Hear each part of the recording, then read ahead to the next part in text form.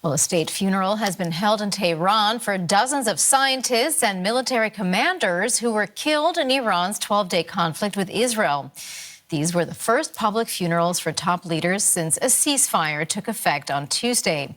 Large crowds lined the streets of the capital to mourn the dead.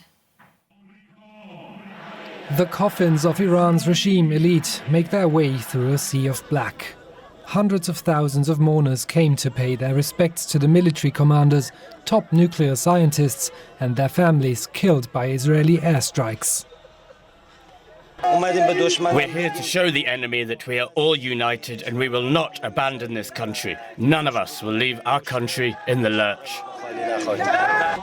Iran's supreme leader Ayatollah Ali Khamenei did not attend the funeral, which is unusual. Normally, on such occasions, he would recite the prayers.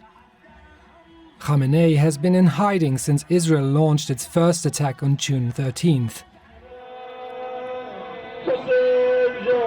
Dubbed the funeral procession of the martyrs of power, those honored included some of the most senior members of the Iranian Revolutionary Guard and the country's military command. The former head of the guards praised the men for what he called their great victory.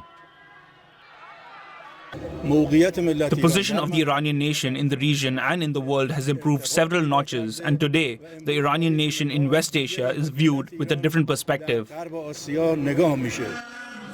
Both Iran and Israel have claimed victory after the 12-day conflict, while US President Donald Trump said the US strikes obliterated Iran's nuclear regime. The anti-US, anti-Israeli sentiment was strong among mourners. America, be aware that we are here. You won't be able to find our leader. You'll be buried with that dream. Every single Iranian Shiite is ready to sacrifice their lives. This is not a ceasefire. This is just a pause. Whatever they do, we will definitely give a crushing response. The Iranian Health Ministry said more than 600 civilians were killed in the fighting. And we can now speak to Sina Azodi. He's an assistant professor of Middle East politics at George Washington University. Welcome to DW. So we've been seeing these huge crowds turning out for the state funerals in Tehran.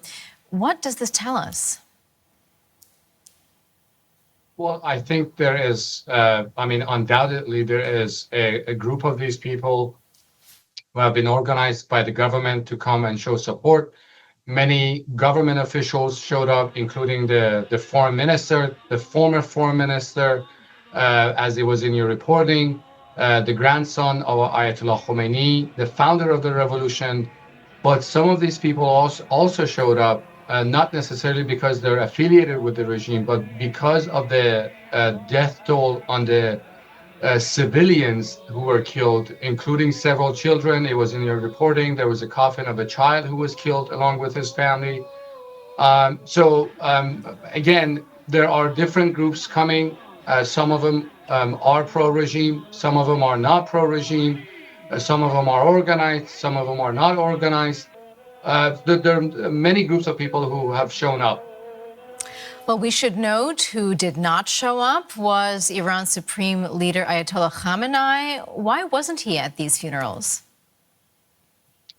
He doesn't usually attend the funerals. He usually, depending on the ranking of the official, he usually says the prayers at the coffin of that individual. Some of the people who Khamenei did the prayers for was including General Soleimani and some other commanders, but he hasn't done it. So this time, I can only guess security reasons for this, because as if you may recall, the Israeli officials had pointed or hinted that he might be on the assassination list of the Israelis, and he has ever since been in hiding in a secure location, and showing up at this location in a public situation like this. As I said, it's not only not common, but under these circumstances was very unlikely. Well, Khamenei claimed victory over Israel in the 12-day conflict, but do most Iranians believe this narrative? It really depends who you talk to.